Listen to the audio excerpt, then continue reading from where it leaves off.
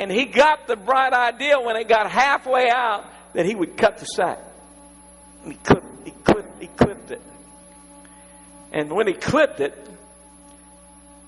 all that came out was little gray, undeveloped bug. Beautiful from here up. But from the back legs back, just dragging those legs and unable to unfly those wings.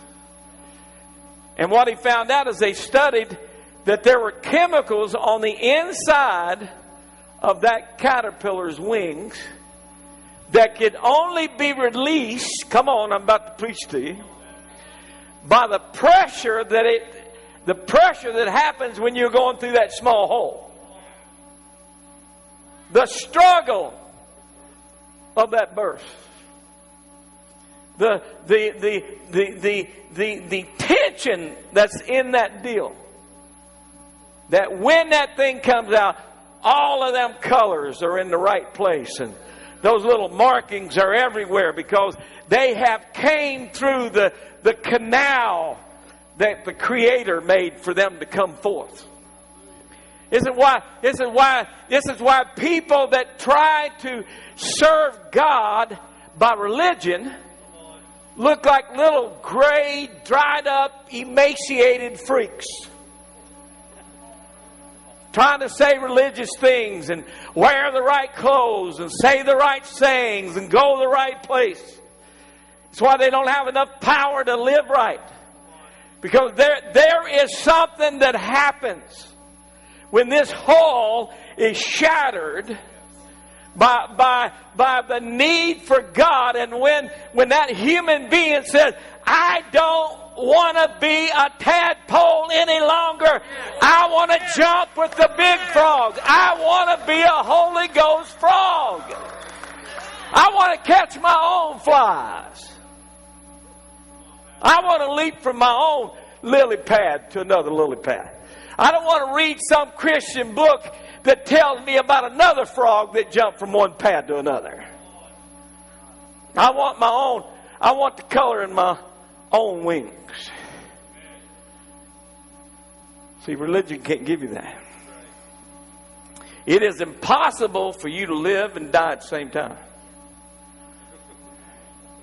This is why one of the theories at Calvary was that Jesus went into kind of a soul sleep. That he didn't really die. That he just was more like a zombie that slowed his heart down with the drugs that they gave him on the cross. And when they took him down, he wasn't really dead. Brother, he was graveyard, rigor mortis, dead. But it wasn't beholden that he should stay dead. And God, the very glory of God went into that dead hole and said, he ain't done nothing to be here. He has no reason to suffer death. He has paid the bill. He did the job. He never sinned a sin. He never lied a lie. He never lusted a lust. So God had to raise him from the dead. And up from the grave he arose. See, because the wages of sin is death. And once the penalty had been paid, there was no reason to leave him there. Because he never done anything.